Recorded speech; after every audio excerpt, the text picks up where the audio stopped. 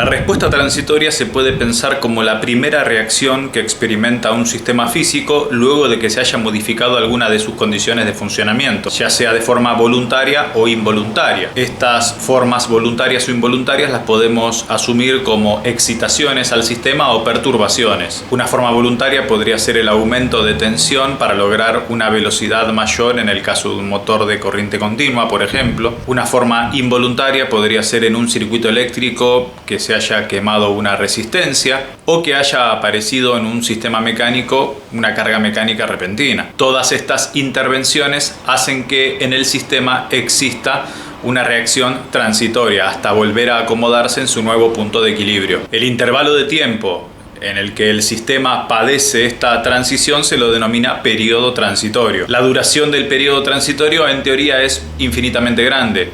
Desde el punto de vista físico podemos darnos una idea de cuánto va a durar un periodo transitorio conociendo las constantes de tiempo del sistema. Las constantes de tiempo del sistema son independientes del tipo de perturbación que pueda tener el mismo. La forma de la respuesta transitoria va a venir dada por la fuerza numérica que puedan llegar a tener los acumuladores de energía y los disipadores de energía llegado el caso. La relación entre ellos es muy importante para conocer la forma de la respuesta transitoria que nosotros vamos a tener.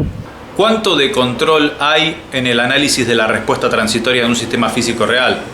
La verdad es que no mucho. Sin embargo, es importante conocer las características en régimen dinámico porque eso nos va a ayudar a compatibilizar los criterios de diseño de los sistemas de control en el futuro. Existe uno de los pilares fundamentales de la disciplina que es el diseño de sistemas en dominio del tiempo, por lo que es importante conocer la respuesta transitoria. En la clase de hoy vamos a ver la respuesta transitoria de los sistemas de segundo orden. Quédate que ya lo vemos.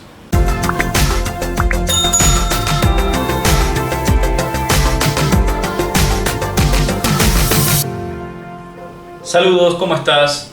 Hoy vamos a ver la respuesta transitoria de los sistemas de segundo orden.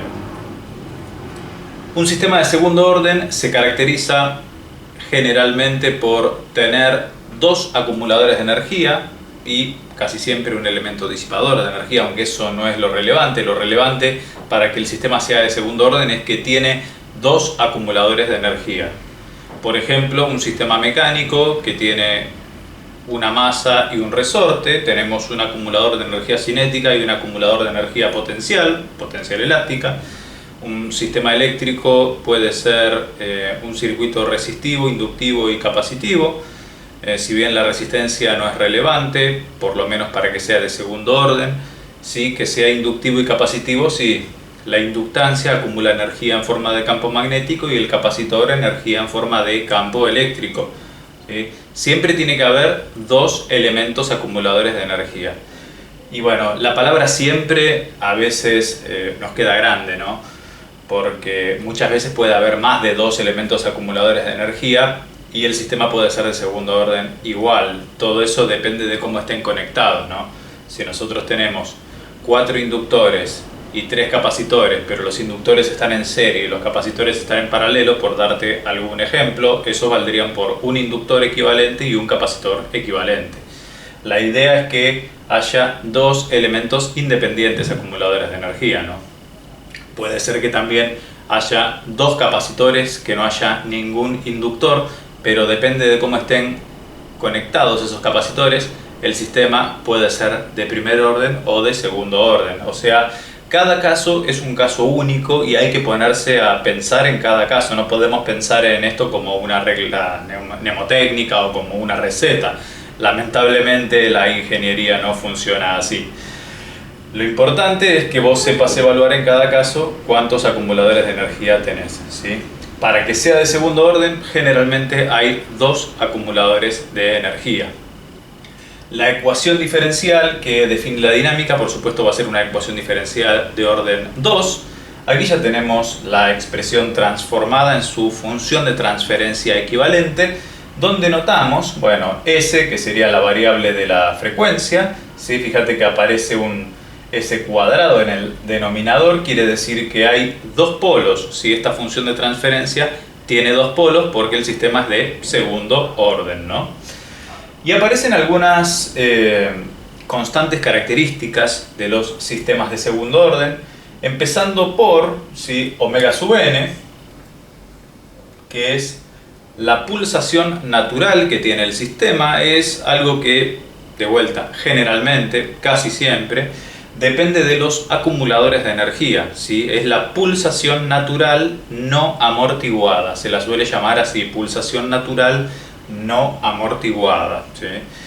Si miramos las unidades, fíjate, S cuadrado sería segundos a la menos 2, quiere decir que omega n al cuadrado tiene que tener unidades de segundos a la menos 2, quiere decir que omega sub n tiene unidades de 1 sobre segundo o radianes sobre segundo también. Otra característica de los parámetros universales de los sistemas de segundo orden es el factor de amortiguamiento relativo o coeficiente de amortiguamiento, psi o seda, dependiendo del libro, lo suelen llamar con esta letra. Y es un coeficiente que es adimensional, que físicamente hablando representa la capacidad que tiene el sistema de disipar la energía, ¿sí? Acá esto estaría representado, por ejemplo, por resistencias o rozamientos, todo tipo de resistencias, ¿sí? Pensando en resistencia eléctrica, puede ser una resistencia fluídica, si se quiere, o un rozamiento mecánico. Todo lo que sea disipador de energía en nuestro sistema físico estará contenido aquí en este coeficiente. ¿Sí? Matemáticamente hablando se obtiene como la relación entre el amortiguamiento real del sistema y el amortiguamiento crítico. Más adelante veremos eso de qué se trata. Si nos fijamos las unidades, omega sub n se miden 1 sobre segundo, S se miden 1 sobre segundo también, quiere decir que este factor de amortiguamiento no tiene unidad, es adimensional, ¿sí?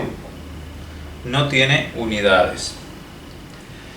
Y otra cosa que aparece, ¿sí? Algunos autores no lo colocan, pero es importante que sepas que existe, ¿sí? Es el K, que es la ganancia efectiva del sistema. Y la ganancia efectiva del sistema será, de alguna manera, la relación entre lo que sale respecto de lo que entra, ¿no? Porque, a ver, si nosotros estamos, como lo que vimos en la clase pasada, que es el servo de posición, estamos controlando posición con posición, entonces este K sería 1. Pero, ¿qué pasa si nosotros con una fuerza estamos manipulando una fuerza para tener una posición a la salida? Suponete que R sea una fuerza y que C sea una posición a la salida. Entonces esta constante K estaría relacionando las unidades de la posición con la fuerza. O sea que aquí las unidades de esta ganancia efectiva del sistema en estado estacionario serán las unidades que pueda tener la salida respecto a las unidades que pueda tener la entrada, como para que se comprenda, ¿no? Si con tensión estamos controlando velocidad, suponte, o velocidad angular, entonces esto será radianes sobre segundo sobre volt, como para que tengamos una idea de lo que sería esta ganancia efectiva, ¿sí? Así que por ahora estas son los parámetros universales de los sistemas de segundo orden, y en base a esto nosotros vamos a saber qué tipo de respuesta podemos llegar a tener. En particular, el que nos va a importar para saber qué tipo de respuesta podemos llegar a tener va a ser el valor del coeficiente de amortiguamiento o factor de amortiguamiento relativo. Y lo cierto es que aquí suceden 3 escenarios posibles. Estrictamente hablando 4, pero bueno, 3 clasificaciones. Nosotros podemos encontrarnos con que el factor de amortiguamiento sea mayor que 1, entonces ahí vamos a decir que el sistema tiene características sobreamortiguadas.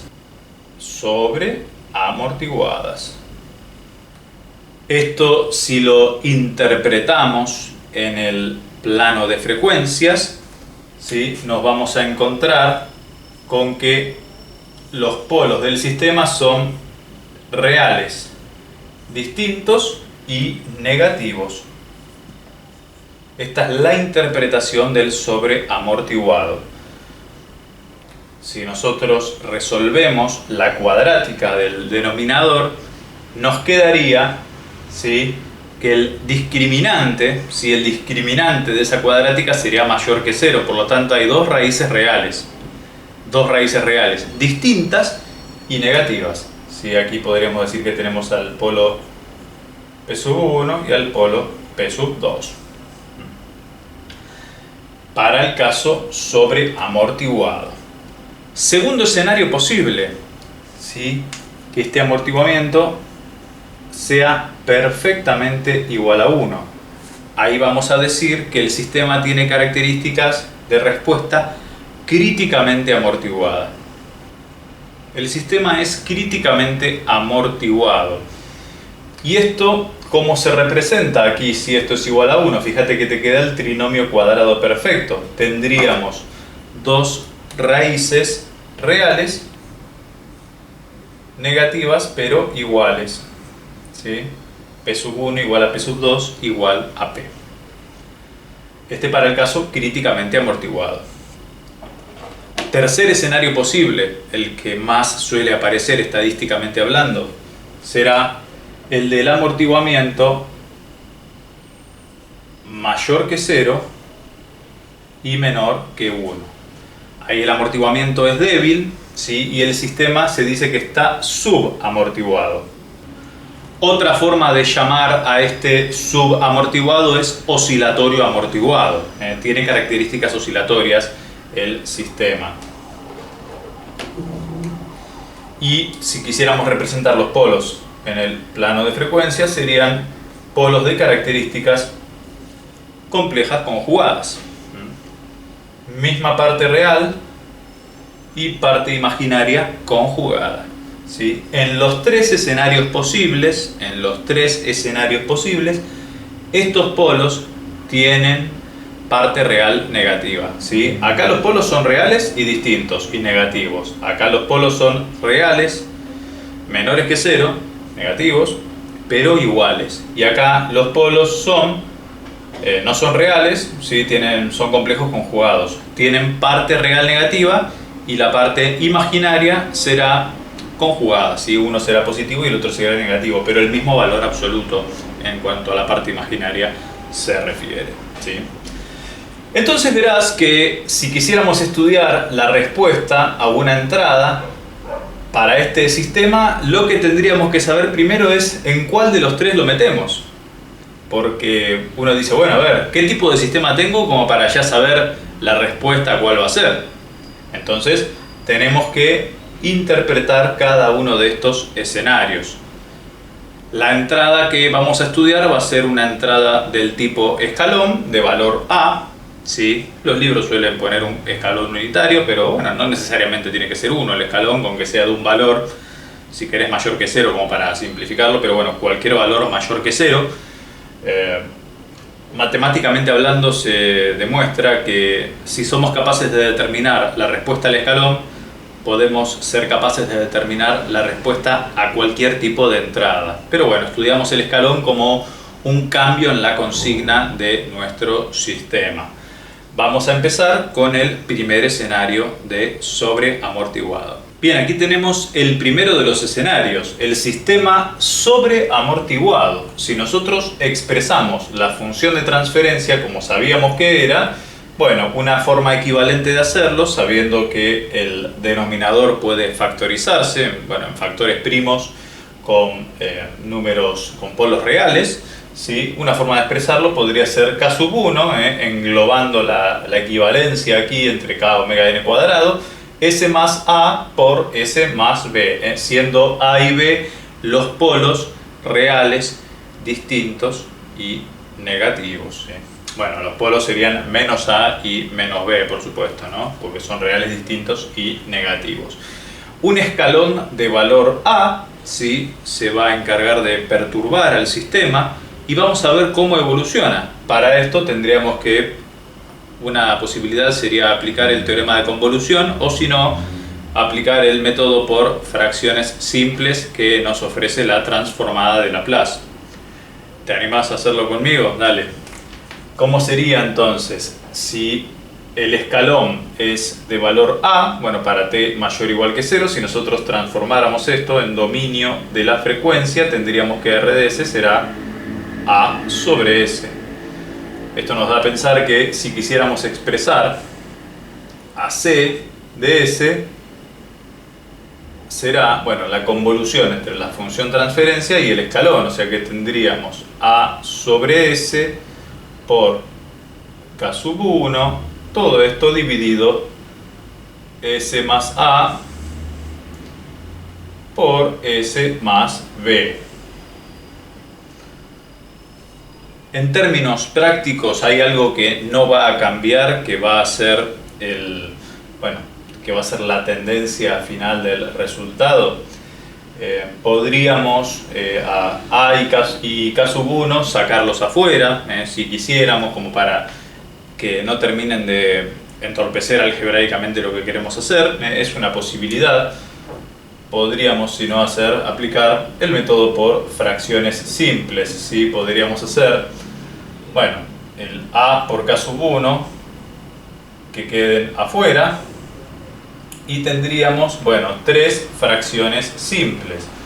Podríamos llamar a la primera, ¿sí?, alfa 1 sobre S más alfa 2 sobre S más A más alfa 3 sobre S más B, ¿sí?, siendo tres fracciones simples. ¿Cómo se procedía ahora? Sacando denominador común, ¿no? Sacando denominador común y, bueno, y viendo qué queda, ¿no? Fíjate que esto podrá ser igual entonces a A por K sub 1 y sacamos denominador común, a ver qué nos queda. Te quedaría S por S más A por S más B. Tendríamos alfa sub 1 por S más A por S más B más alfa sub 2 por S más B más alfa sub 3 por S más A. Si no hicimos lío en ningún lado, así debería darnos, ¿sí? Y todo esto, todo lo que está acá arriba, ¿a cuánto debería ser igual? Bueno, acá teníamos la expresión expresada en factores primos, ¿no? Fíjate que habíamos llegado al mismo denominador que tenemos acá. El A por K sub 1 lo sacamos afuera, así que se espera que todo esto sea igual a 1. ¿Sí? Se espera que todo esto sea igual a 1. Una forma fácil de resolver esto es asignando algunos valores para S, ¿no? ¿Sí? Por ahí formalmente para los matemáticos más estrictos no está bien visto eso, pero bueno, con un buen criterio vos lo podés usar, ¿eh? Para vos la matemática es una herramienta, no es el sustento principal de la materia, ¿sí? Podrías hacer, fíjate, si probamos con S igual a 0, si probamos con S igual a 0, bueno, algunas cositas se van, se te va el S acá y el S acá, y te quedará entonces que alfa 1 por A por B, ¿sí? Te quedará que alfa 1 por A por B tiene que ser igual a 1, que es lo que nos queda del otro lado, ¿no? Y ahí, de alguna manera, tenemos el valor de alfa sub 1, ¿no? Este mismo criterio podrías usarlo para, buscando que S justo sea cualquiera de los polos. En este caso podría ser, bueno, menos A. Si S es menos A, bueno, este término se te va. Este término se te va y te queda vivo alfa 2. Te quedará alfa 2 por menos A por B menos A también tiene que ser igual a 1. Y con el mismo criterio buscamos que S sea menos B en otro análisis y se te van a ir este y te va a sobrevivir el alfa 3, ¿no? Entonces será alfa 3 por menos B por A menos B igual a 1. De esta manera nosotros podríamos obtener los tres valores, alfa 1, alfa 2 y alfa 3, para completar la expresión y así poder antitransformarla y conocer la respuesta al escalón de un sistema sobreamortiguado. Alfa 1 entonces será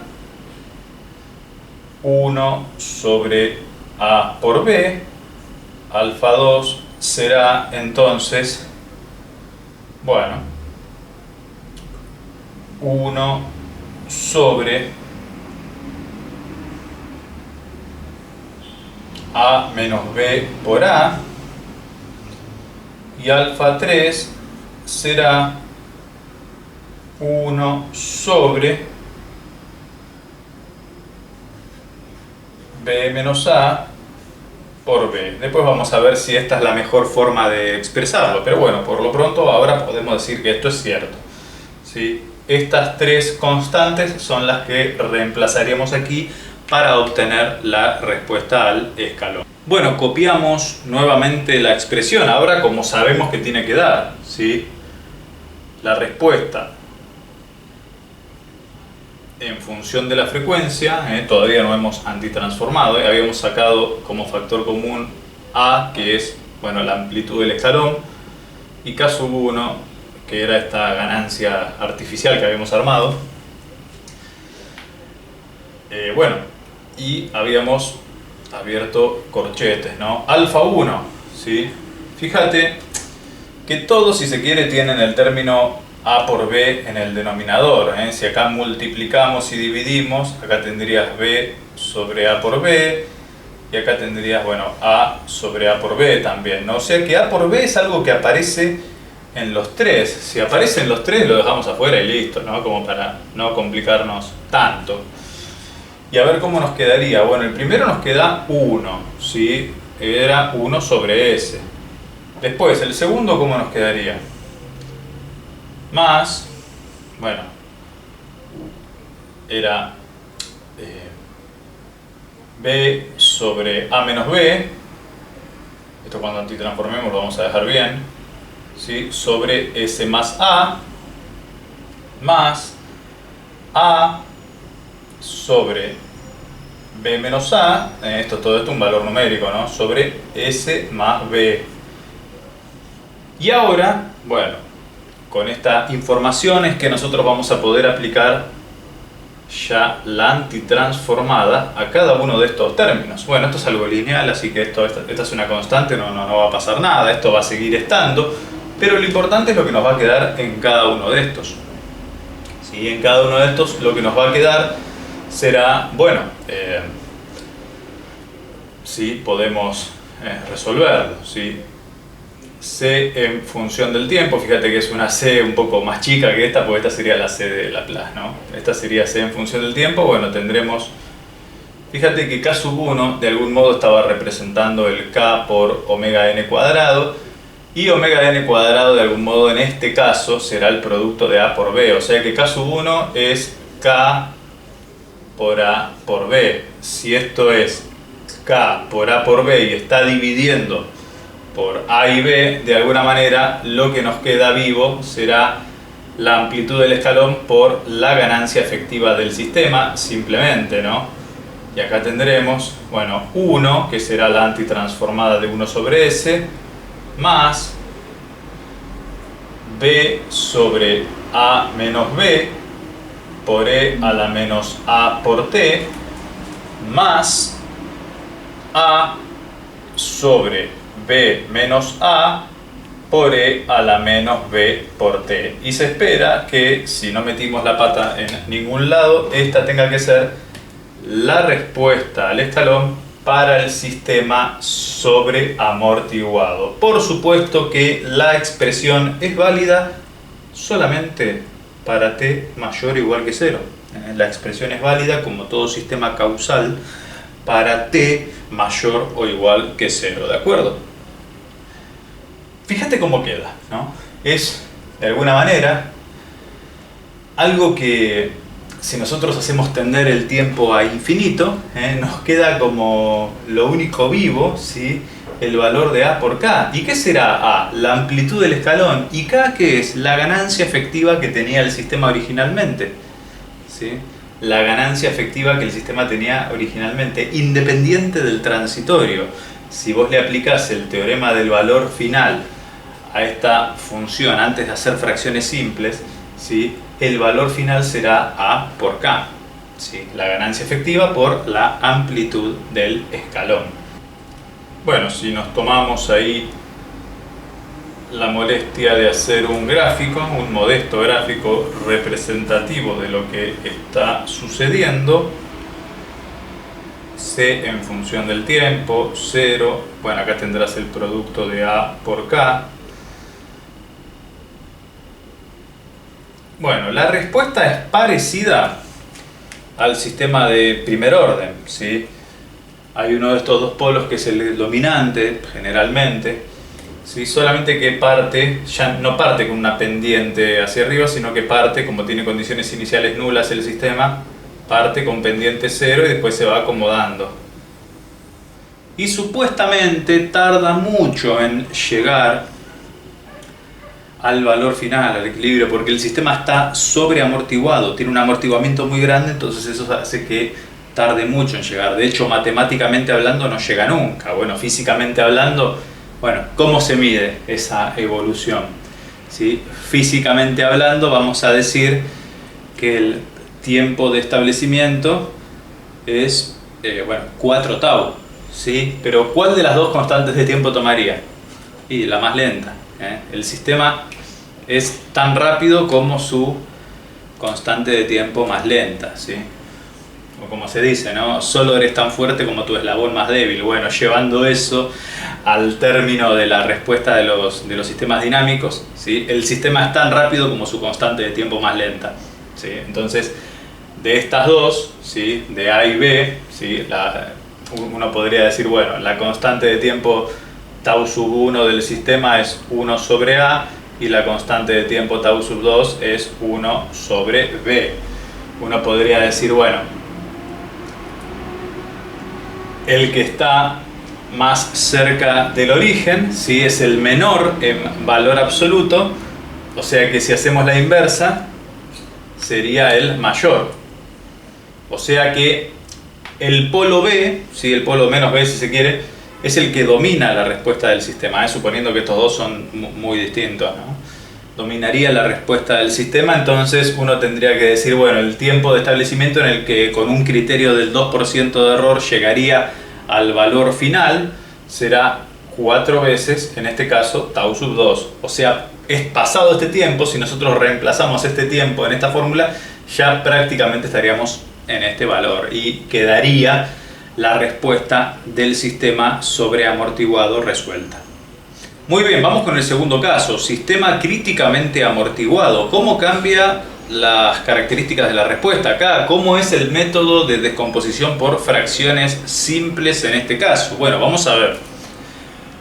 Fíjate, ¿sí? Bueno, como el amortiguamiento es igual a 1, aquí nos tomamos la licencia de eliminarlo, porque 1 es el elemento neutro de la multiplicación, ¿sí? Y acá, bueno, reemplazamos omega n por a por cuestiones de notación, nada más, ¿no?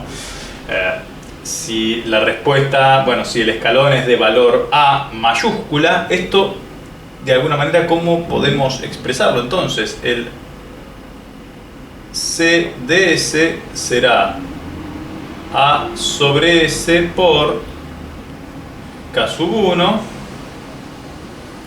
sobre S más A al cuadrado.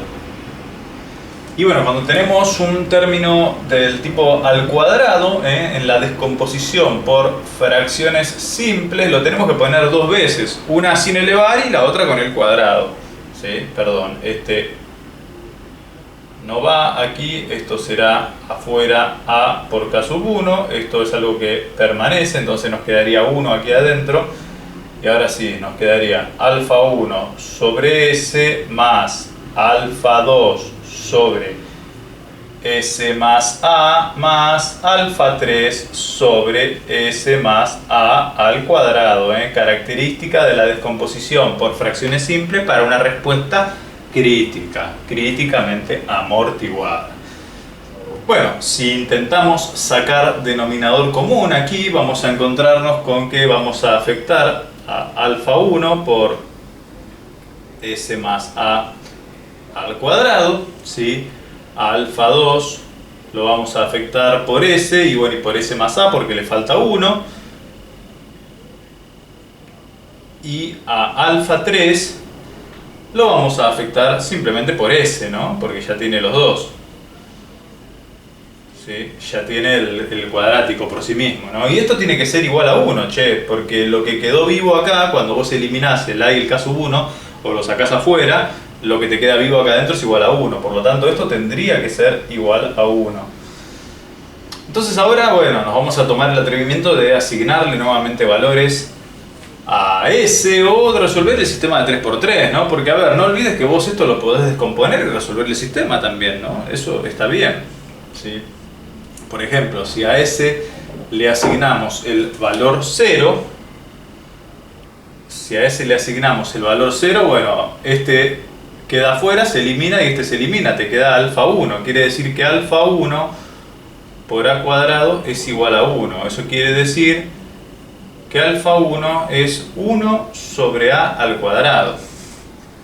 Hasta ahí vamos. ¿Qué pasa si a S le asignamos el valor otro que pueda llegar a eliminar acá? Menos a, ¿no? Si a S le asignamos justo el valor del polo doble, bueno, tendríamos que esto se va y nos quedaría que alfa 3 por menos a es igual a 1. Quiere decir que alfa 3 es igual a menos 1 sobre a.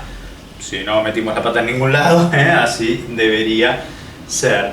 Y vos fijate que asignamos las constantes obvias o los valores obvios para S, pero nos queda una sin determinar. ¿Y por qué es esto? Porque se repite este acá, entonces es como que quedan eliminados dos. Y este es el problema de este tipo de respuesta, ¿no? Como que nos hace laburar un poquitito más, ¿no? Pero vos fíjate que si vos te tomaras la molestia de descomponer acá te quedaría el cuadrado de un binomio, ¿sí? Y el primer término sería alfa 1 por s al cuadrado, ¿sí? Y acá tenés alfa 2 por s al cuadrado y no hay nada más cuadrático en toda esta igualdad. Y por supuesto que de este lado no hay nada cuadrático, quiere decir que los coeficientes alfa 1 y alfa 2 en su suma tienen que ser igual a 0, ¿sí?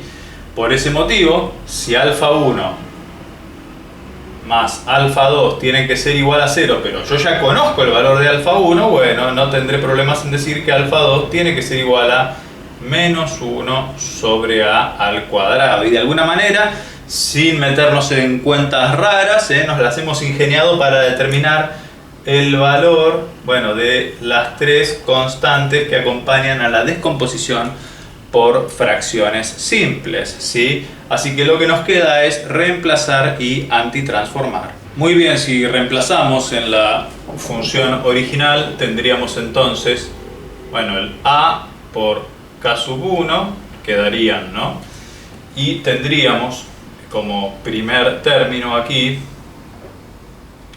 bueno, el 1 sobre a cuadrado sobre s menos 1 sobre a cuadrado sobre s más a menos 1 sobre a sobre s más a al cuadrado. Nos queda una forma, parece poco amigable, ¿no? Pero bueno, si recordamos que k sub 1 es k por a cuadrado en este caso, ¿sí? Esto será entonces k por, bueno, a minúscula al cuadrado. Este es el error cuando a veces usamos la misma letra.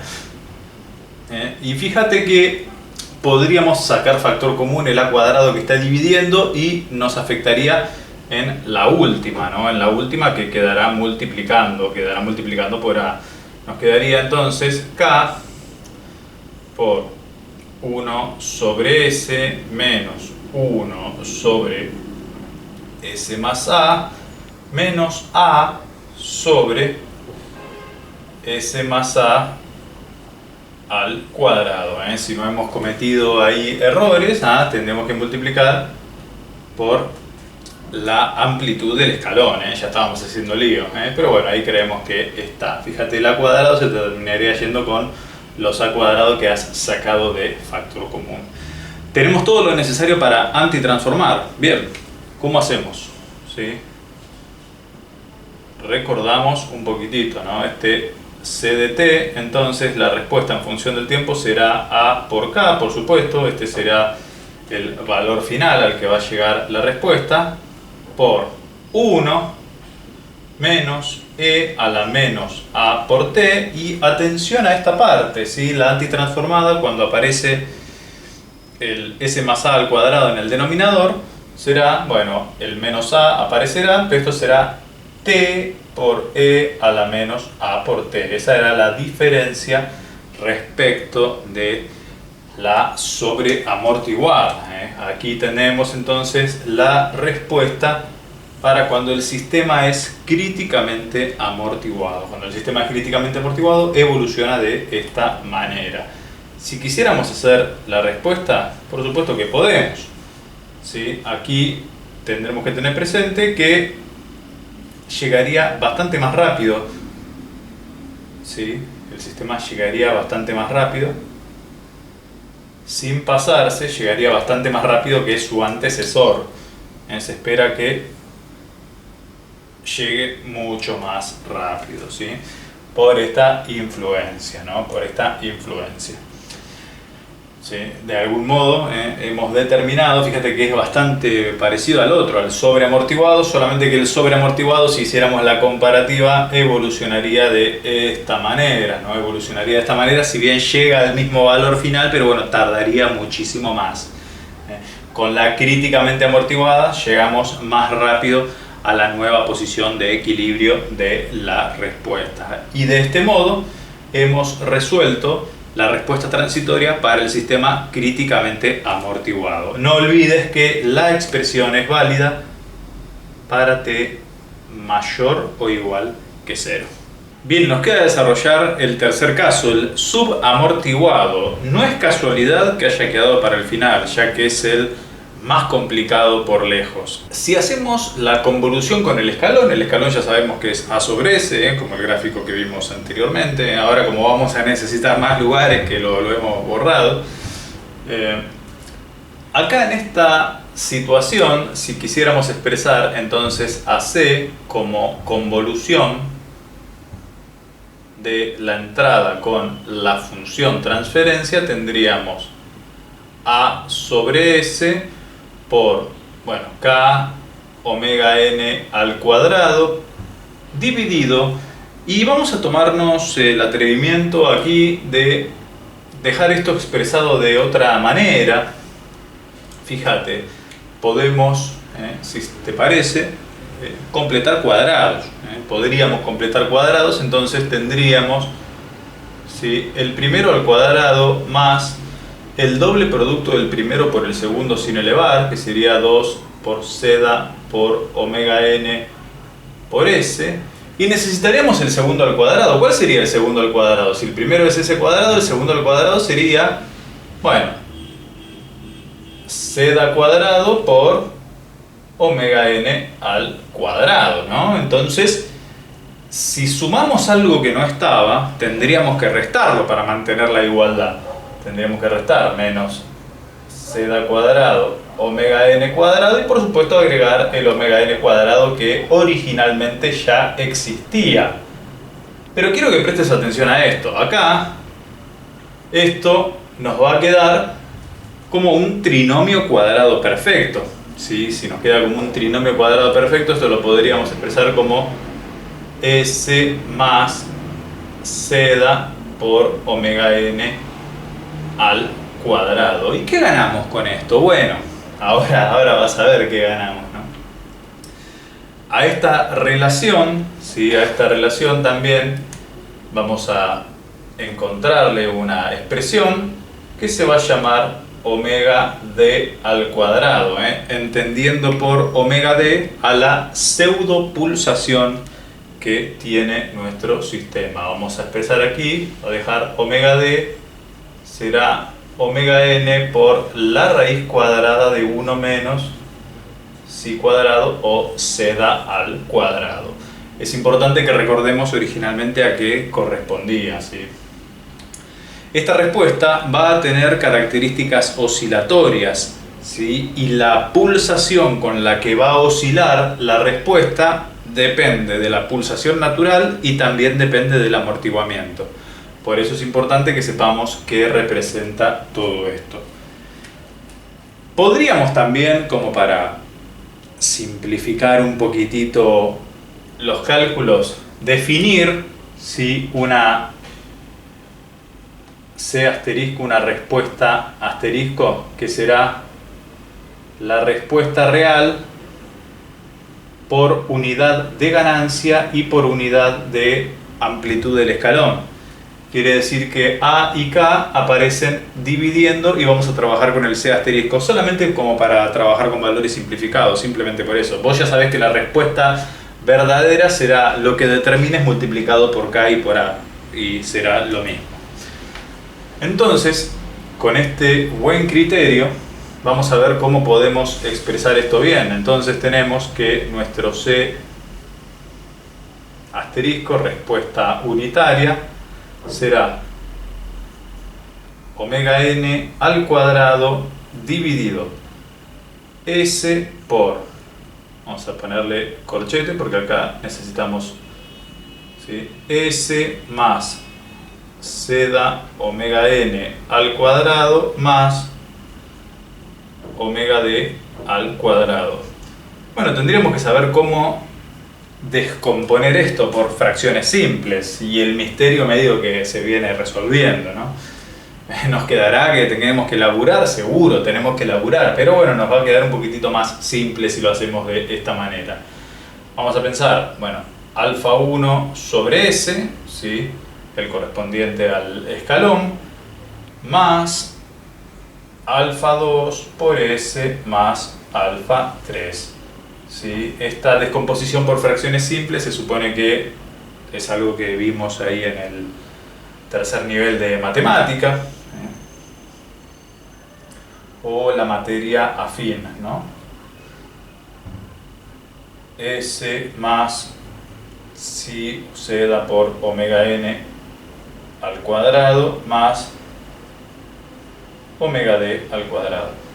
Esta materia afín es, bueno, cálculo avanzado, fundamentos para el análisis de señales o análisis de señales y sistemas. Se supone que en cualquiera de ellas esto lo tendrías que haber visto. Y bueno, y si no, después preguntas. Está todo bien.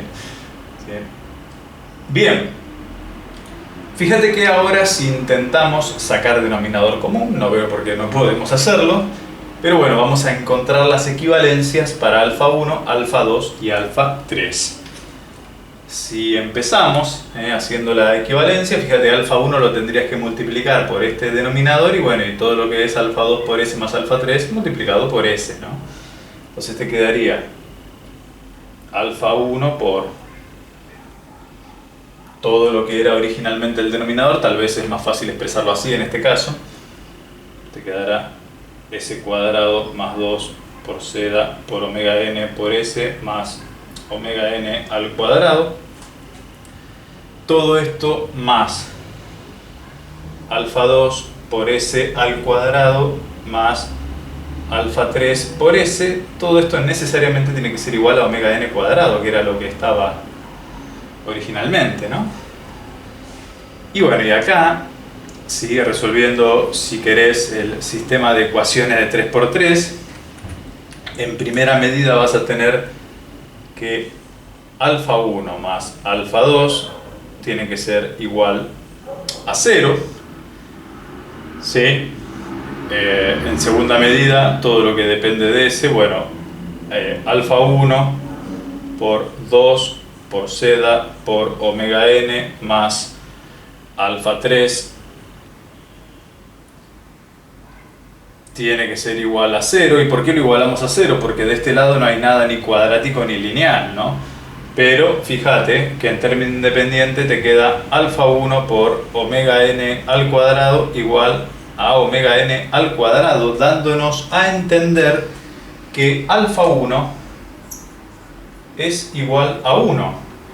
Si alfa 1 es igual a 1, alfa 2 tiene que ser igual a menos 1. Y si alfa 2 es igual a menos 1, bueno, nada que ver tiene, pero alfa 3 tiene que ser igual a menos 2 por C por omega n. Y de este modo hemos determinado las constantes del método de fracciones simples. Pero acá no termina la cosa. ¿Y por qué no termina la cosa? Porque nosotros tenemos que encontrar una expresión que podamos antitransformar fácil.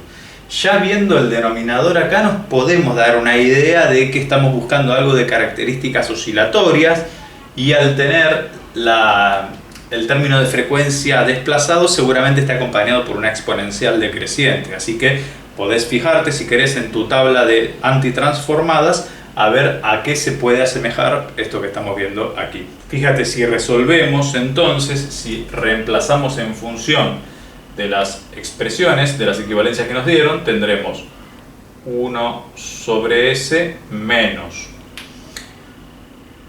S más 2 por seda por omega n, todo esto dividido S más seda por omega n al cuadrado más omega d al cuadrado. Recordando que omega d tiene esta relación con la pulsación natural y con el amortiguamiento.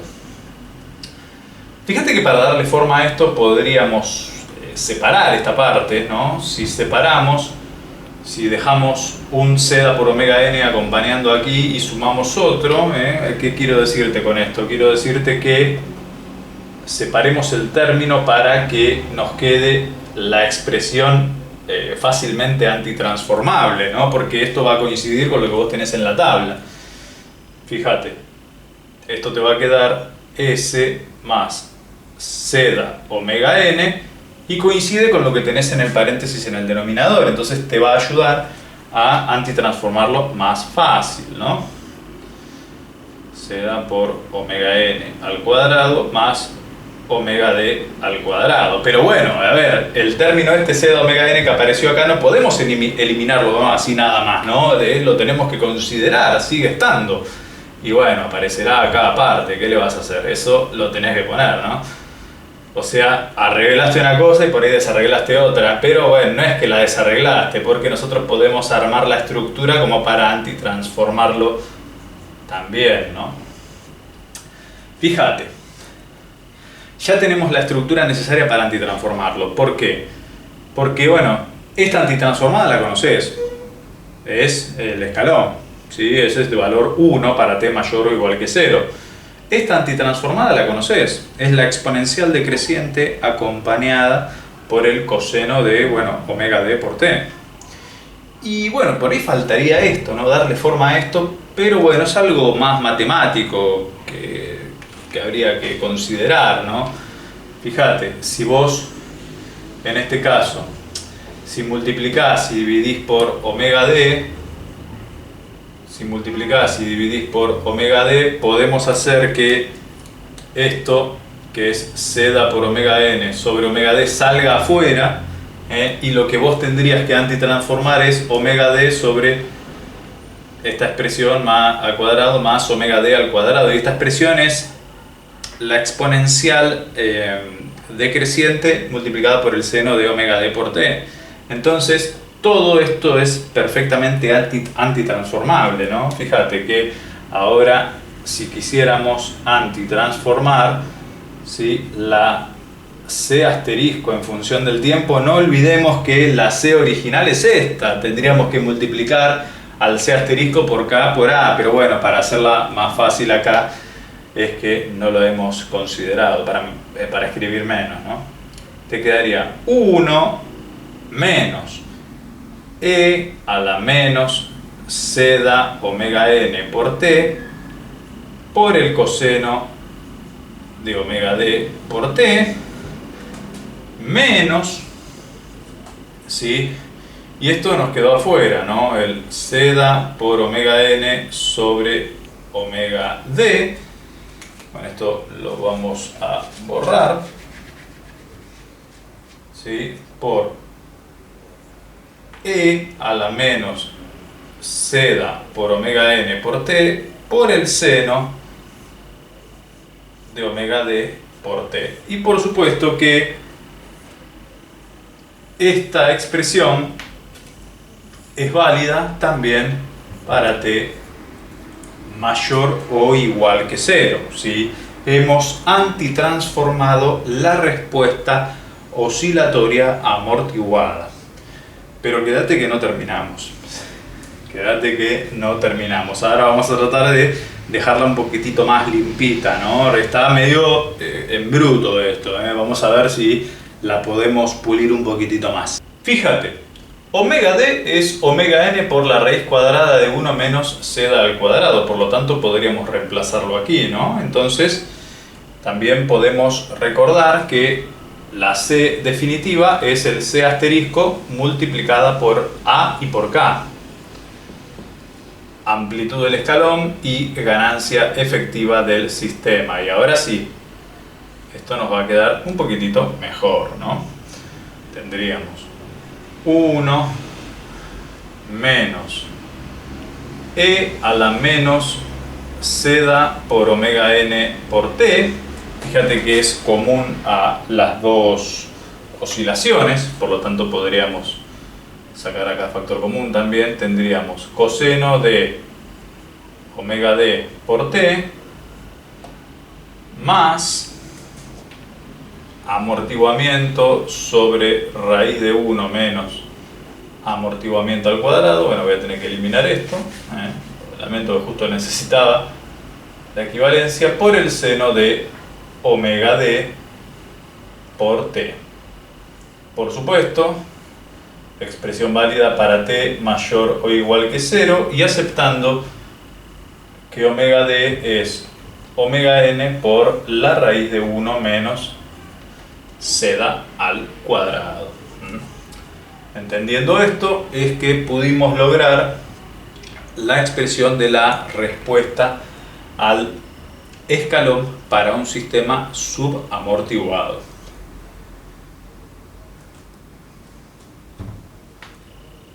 Vamos a graficar, a ver cómo queda.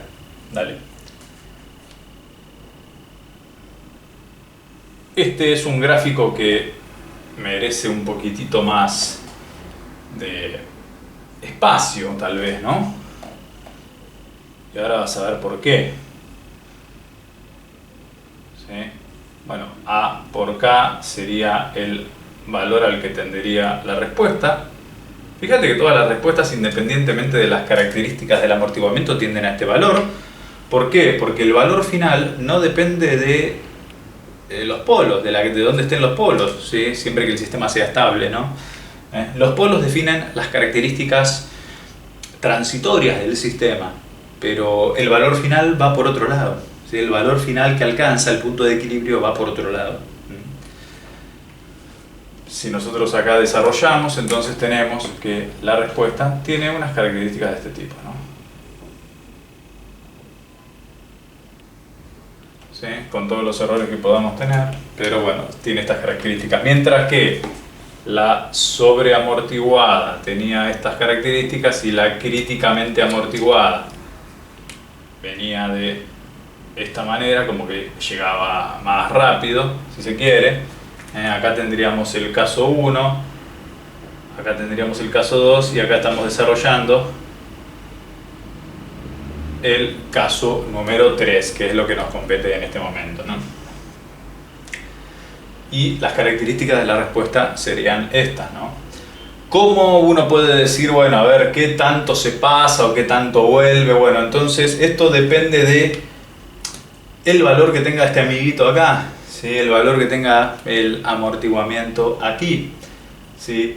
Cuanto más chico sea este valor, bueno, más oscilatoria va a ser la respuesta, ¿sí?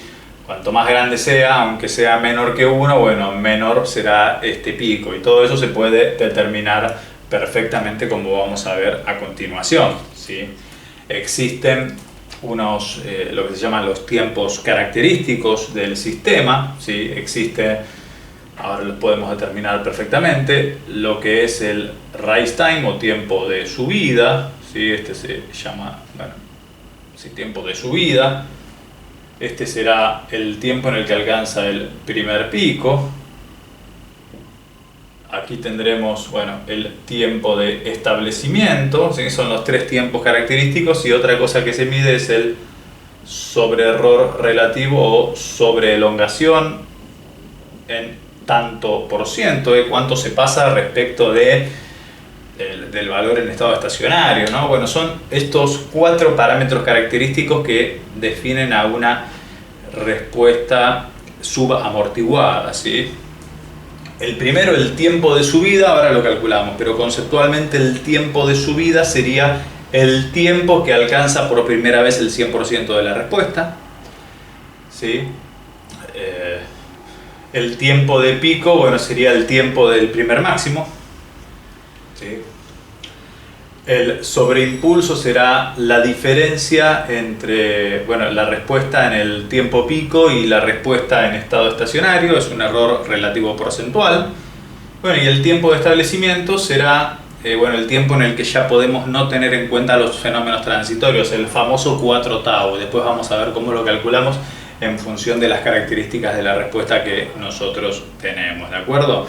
Estos serán los 4 parámetros fundamentales de la respuesta transitoria subamortiguada. Bien, ¿qué necesitaríamos para el tiempo de subida o para el rise time? Bueno, es la primera vez que la respuesta llega al 100%.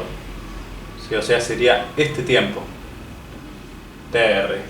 ¿Sí? Si es la primera vez que llega al 100%, bueno, uno podría pensar que toda esta respuesta la igualaría al 100%, que es el valor de A por K en este caso.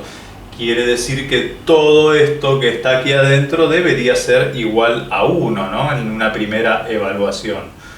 1 menos E a la menos seda por omega n por t por el coseno de omega d por t más seda sobre raíz de 1 menos seda al cuadrado por el seno de omega d por t. Podríamos reemplazar y poner TR directamente, ¿no? Porque es el tiempo que estamos buscando. Todo esto necesariamente tendría que ser igual a 1. Ah, pero mira, tenemos 1 acá y 1 acá, así que todo esto debería ser igual a 0. Y nos encontramos con que, a ver, una función exponencial no puede ser 0 nunca. Entonces, como esto no puede ser 0 nunca, estamos obligados a que esto sea 0. Y fíjate cómo se va desculando la cosa, ¿no? Entonces, esta relación necesariamente debe ser 0. Si querés podemos transformar estas dos funciones trigonométricas en una sola, no hay problema con eso. Nos quedará que la tangente de omega d por t será entonces, bueno, la relación entre 1 menos seda cuadrado dividido seda. Y aquí es donde nosotros podemos, bueno, encontrar el valor del tiempo de subida, ¿no? O de rise time.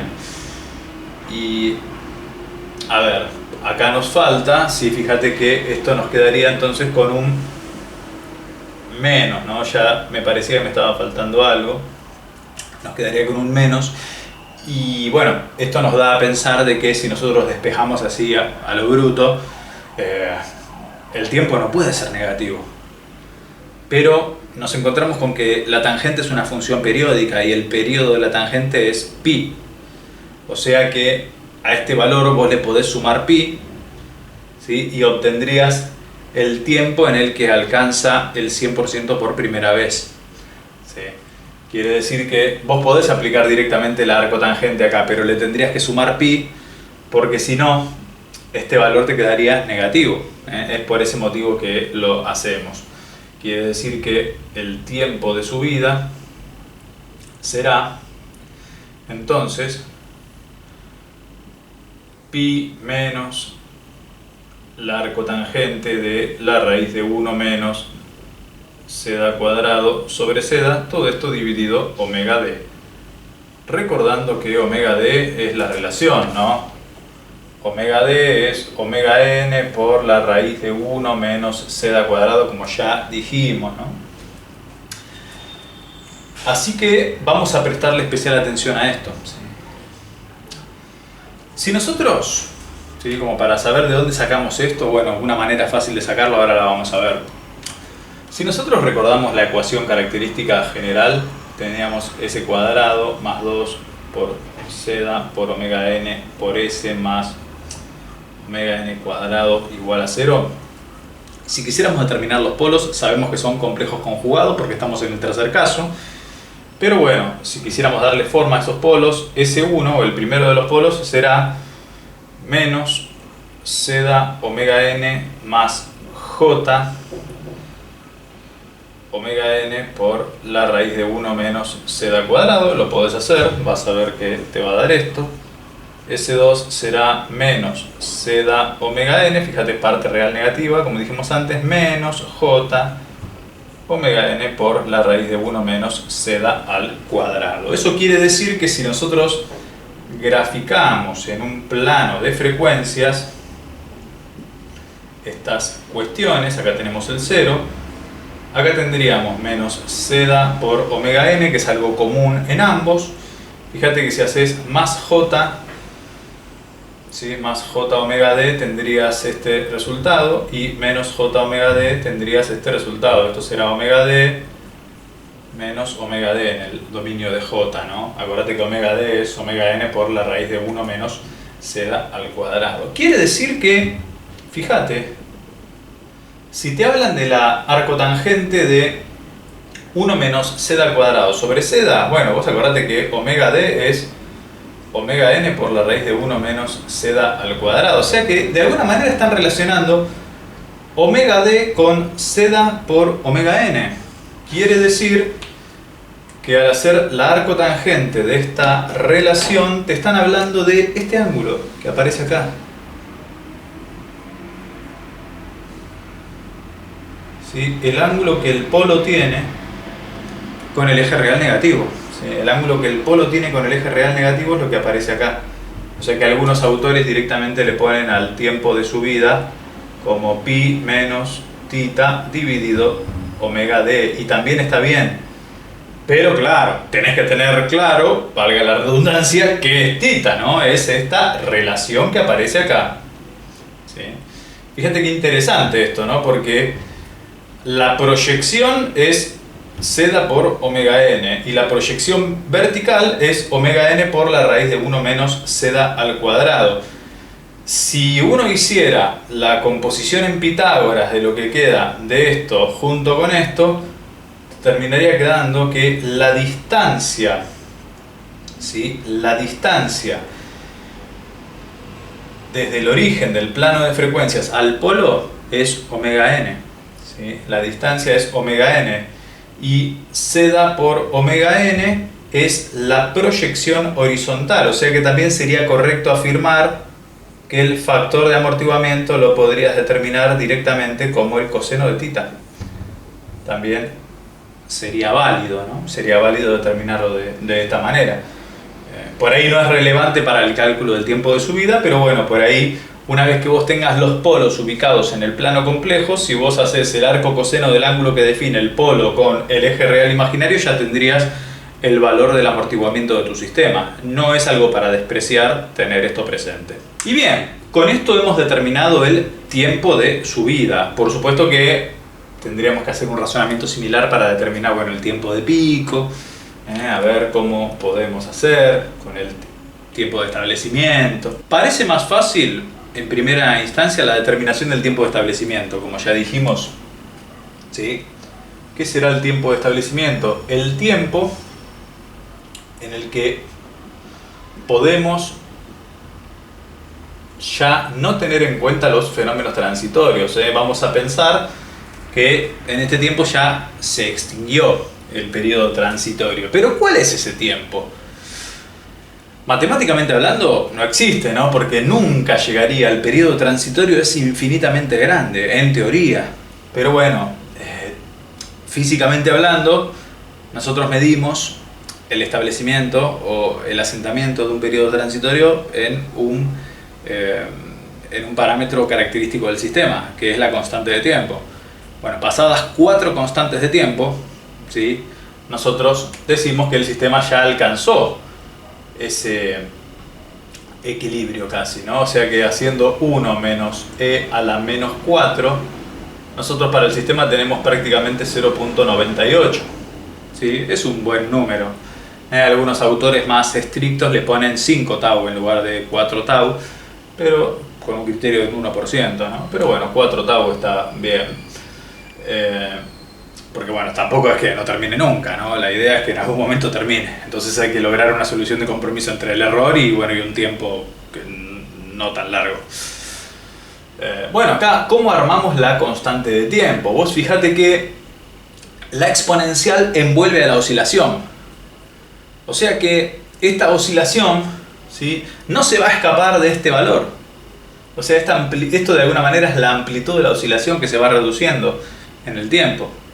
O sea que no nos importa tanto el valor que pueda tomar exacto. Lo que importa es que la respuesta esté envuelta, ¿sí?, en esta función exponencial. Por lo que cuando uno mira la constante de tiempo efectiva del sistema, está mirando esto que aparece acá. Si la estructura es e a la menos t sobre tau, pero lo que yo tengo es e a la menos seda por omega n por t, no me queda otra que pensar que la constante de tiempo efectiva del sistema de segundo orden será entonces 1 sobre seda por omega n, ¿sí?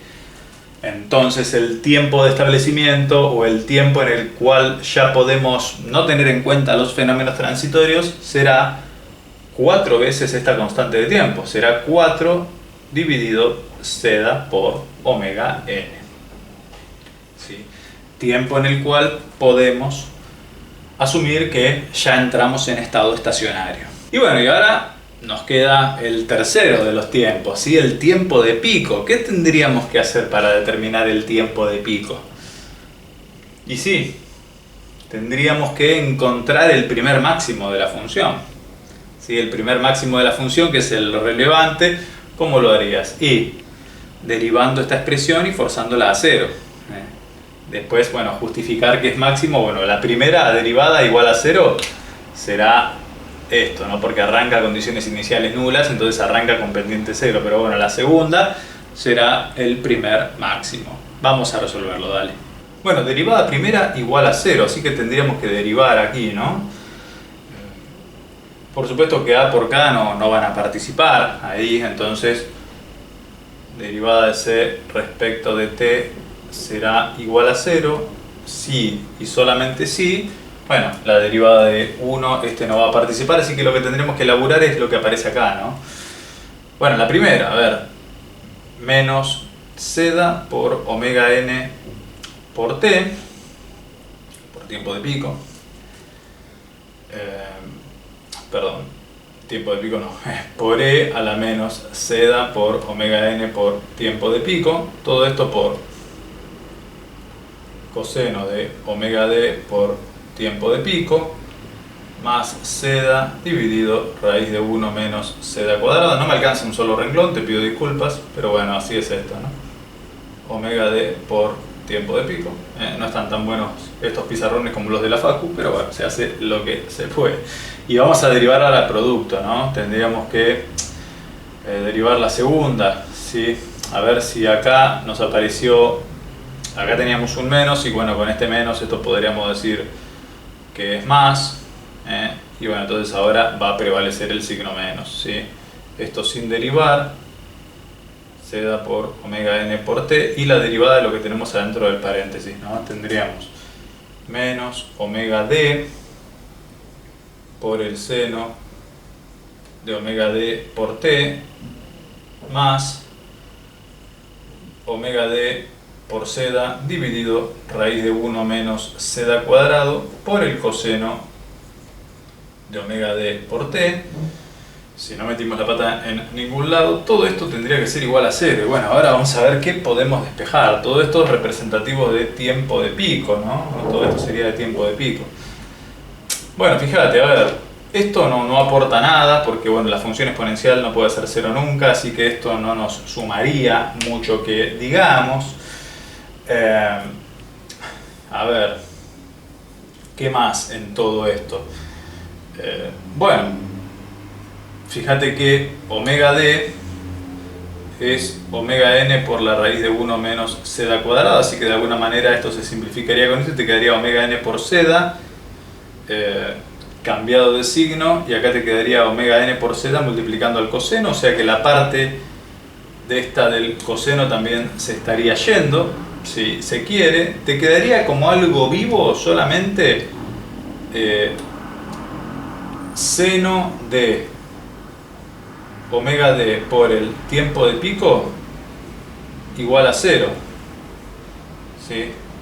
O sea, vos te tendrías que preguntar, bueno, es decir, ¿qué valores de omega d por tiempo pico vuelven a la función 0? Omega d por el tiempo de pico, y bueno, a ver, ¿cuántas veces o cómo se repite el ciclo en 0? Y tenés que sumarle un número entero de veces pi. O sea, tendría 0, pi, 2pi, etc. ¿Sí? Por supuesto que el primero no te interesa porque es para t igual a 0, no tiene gracia, ¿no? El que te interesa es el segundo, quiere decir que el tiempo de pico será pi sobre omega d, el tiempo en el que el sistema alcanza su máximo. ¿Sí? De esta manera hemos determinado el tiempo de pico. Haciendo la primera derivada igual a 0 no te podrías equivocar. Bien, nos queda la sobreelongación. ¿Qué es esto de la sobreelongación? Es como un error relativo porcentual. ¿Sí? En primera medida tendrías que evaluar, ¿sí? Vamos a colocar la definición. Será la respuesta en tiempo de pico menos la respuesta en estado estacionario dividido la respuesta en estado estacionario. Por eso te digo que es como un error relativo porcentual, porque esto te da idea de la incertidumbre con la que estás midiendo, ¿no? Por 100% si se quiere. Esto puede ser por unidad también, pero bueno, se define porcentual. Vos le pones por unidad, llegado el caso, no pasa nada. Lo importante es que sepas interpretar los datos, ¿no? Si te dice una sobreelongación 0.4, bueno, será una sobreelongación del 40%. Si te dice 0.4 no te dice nada. Bien. Tendríamos que tener, a ver, ¿cuánto vale la respuesta en estado estacionario? Esto es fácil, ¿no? Porque bueno, se te terminaría eliminando esto y te quedaría A por K. O sea, la respuesta en estado estacionario la tenemos. La pregunta sería, bueno, ¿cuánto vale la respuesta en el tiempo pico, ¿no? O sea, lo que sacamos antes. Recordando que el tiempo pico es pi sobre omega d. A ver, si nosotros hacemos pi sobre omega d, bueno, el seno se vuelve 0. El que sobrevive es pi sobre omega d, acá te sobrevive como menos 1. Con este menos de adelante se vuelve 1. Entonces, quiere decir que la respuesta en tiempo pico será A por K por 1 más E a la menos C da por omega n por el tiempo pico, que será pi sobre omega d, recordando que omega d es omega n por la raíz de 1 menos psi cuadrado. Y bueno, fíjate que esto de algún modo nos hace pensar que si el otro era A por K, haciendo el error relativo porcentual, esta sobreelongación, esto debe ser del inglés maximum overshoot, me imagino. El sentido común me lleva a decir que es eso. Pero bueno, me puedo equivocar, averiguar o cualquier cosa, pero bueno, es MO. Esto será entonces, fíjate, 1 más esta exponencial menos 1, ¿sí? Porque bueno, A por K se simplificaría con el denominador, o sea que te quedaría 1 más E a la tanto menos 1. Quiere decir que lo que sobrevive es E a la tanto. Quiere decir entonces que la sobreelongación será E a la menos C da por pi dividido la raíz de 1 menos C da al cuadrado. Y de esta forma hemos determinado la expresión representativa de la sobreelongación. Fíjate qué interesante esto, ¿no? Porque aquí teniendo los valores de amortiguamiento, vos sabés qué tanto se va a pasar la respuesta, ¿sí?, respecto del valor que debería tomar en estado estacionario. Si vos tenés un amortiguamiento muy pequeño, se va a pasar mucho. Si vos tenés un amortiguamiento muy grande, cercano a 1, se debería pasar poquito. Con esta función vos podés hacer ese análisis. Por supuesto que Acá a esto lo tendrías que multiplicar por 100 como para que sea porcentual. En caso de que no esté multiplicado por 100 será la sobreelongación en por unidad. Esa aclaración como para tener presente. Fíjate que nunca, pero nunca esto se tendría que pasar del 100%. ¿Qué caso sería del 100%? Cuando el amortiguamiento es igual a 0. Y te desafío para que intentes hacerlo por tu cuenta. Si esta respuesta tuviera amortiguamiento igual a 0, te quedaría la respuesta del sistema sin amortiguamiento, que corresponde al sistema conservativo sin disipación de energía. Lo hacemos, dale. ¿Qué pasaría si el amortiguamiento fuera igual a 0? Y podés reemplazar. Sí, obviamente esto igual a 0 desaparece. Esto desaparece y lo que te quedaría es que la respuesta será A por K, bueno, por 1 menos coseno de, bueno, omega D ya no es más omega D, ahora es omega N. ¿Sí? La pulsación natural del sistema. ¿Sí? Si hiciéramos el gráfico, acá tendríamos el valor que debería alcanzar en estado estacionario. Bueno, no lo va a alcanzar porque es una oscilación sostenida el resultado, ¿no? Es una oscilación sostenida. Entonces, lo que estaría pasando es que el sistema, al no tener amortiguamiento, no tiene disipación de energía, ¿sí? La oscilación es sostenida. Por supuesto que esto por ahí en los sistemas físicos reales no sucede, pero te lo comento. Si tuviéramos un amortiguamiento menor que 0, el sistema, en lugar de disipar su energía, estaría amplificando su energía, y la oscilación ya no es más sostenida ni tampoco es atenuada, sino que es una oscilación divergente, ¿sí? Y eso compromete la estabilidad del sistema. Este tema lo vamos a ver después cuando hagamos el análisis del lugar de raíces, ¿sí? Nos falta un tiempito para eso todavía, pero bueno, te comento que nosotros deberíamos trabajar con un sistema físico real, con un amortiguamiento por lo menos mayor que 0. ¿Sí? Después, bueno, veremos las características del sistema, pero tenemos que tener cuidado de que el lazo de control que nosotros implementemos no nos convierta al amortiguamiento en algo menor a 0, porque tendríamos que el sistema se puede volver inestable, así que tendríamos que tener cuidado con eso, ¿de acuerdo? Bien, para ir cerrando, te comparto en un gráfico borrador, aunque sea, los 3 escenarios posibles de la respuesta al escalón para un sistema de segundo orden. Primer escenario posible, sobreamortiguado. El amortiguamiento es muy fuerte. El sistema tarda mucho en llegar al punto de equilibrio, ¿sí? Luego de una perturbación del tipo escalón de valor A.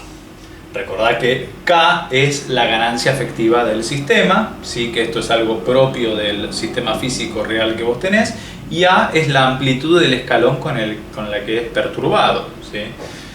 La primera respuesta tarda mucho en llegar al equilibrio, la segunda es la que más rápido llegaría. Por ahí fuimos poco generosos con esta, tendríamos que haberla hecho un poquitito más cerca, ¿no? Como para decir, bueno, llega bastante más rápido, ¿no? Al equilibrio, ¿sí? Sin embargo, también es asintótica y no oscila, ¿sí? Que es la críticamente amortiguada.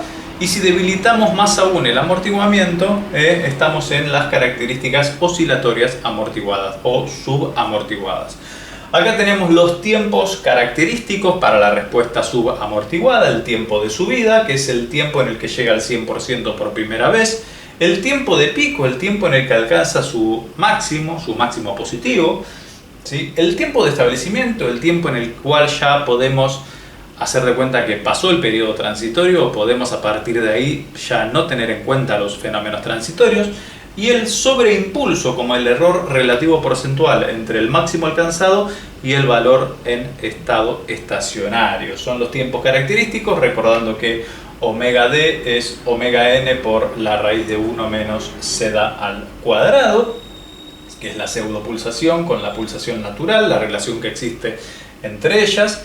y que el ángulo que aparece aquí es la arcotangente de esta relación que podemos encontrar en el plano de frecuencias, ¿sí? Recordando que este ángulo θ es el ángulo que aparece como descriptivo del polo con parte imaginaria positiva respecto al eje real negativo. Este es el ángulo que podremos encontrar aquí. Vamos a ver si la clase que viene podemos hacer algunos ejercicios como para afianzar con lo que hemos avanzado, tratar de extrapolar todo esto que es mucha matemática a sistemas físicos reales, como para que uno pueda ver, bueno, ¿dónde aparece esto, no? La clase que viene seguramente vamos a poder tener la respuesta a eso. Esta fue la clase de respuesta transitoria de los sistemas de segundo orden, esperando que te haya gustado, que te haya servido. Yo soy Jorge Alejandro y nos vemos en la próxima. Chao.